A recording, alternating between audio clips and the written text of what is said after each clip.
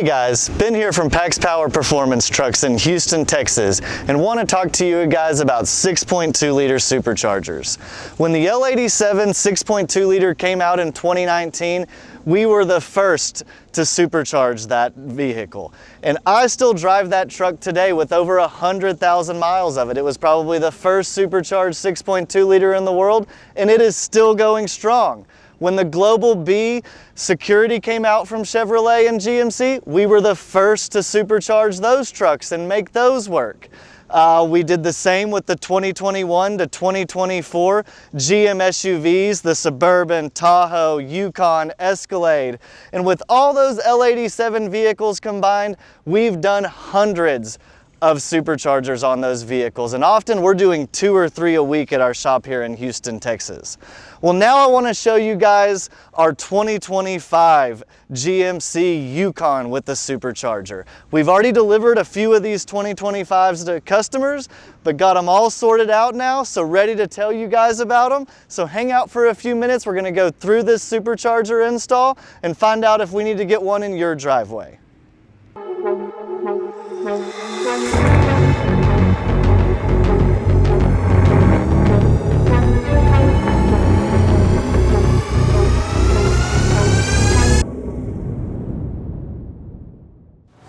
So what we have here is a 2025 GMC Yukon AT4 with the 6.2 liter engine. We also supercharged the 5.3 liters, but we'll cover that in a separate video. From the factory, these trucks have 420 horsepower and 460 foot-pounds of torque. And when we install this 3-liter Whipple supercharger, the after numbers are 650 horsepower, 650 foot-pounds of torque, and that's a whopping 55% power increase. And I promise you can feel it in these big, heavy SUVs. And for those of you that want to talk wheel horsepower numbers, stock horsepower on one of these trucks is about 340 to 360, and when we're done, it's going to make 520 to 540 horsepower.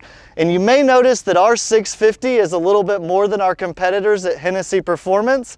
They say 622, and that's because they use the smaller 2.6 liter Magnuson supercharger versus this big 3 liter.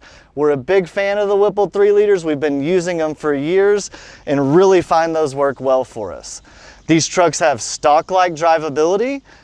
They drive like they were made by Chevy, except for they have 55% more power. You could let your wife or grandma or anybody drive this. It's an easy daily driver. And I know that a lot of y'all are going to worry about reliability. These L87s have gotten a lot of bad press in the recent months, but on these, you don't have to worry about it with the 2025. The engine issue stopped in May of last year, so no 2025s have the problematic engines.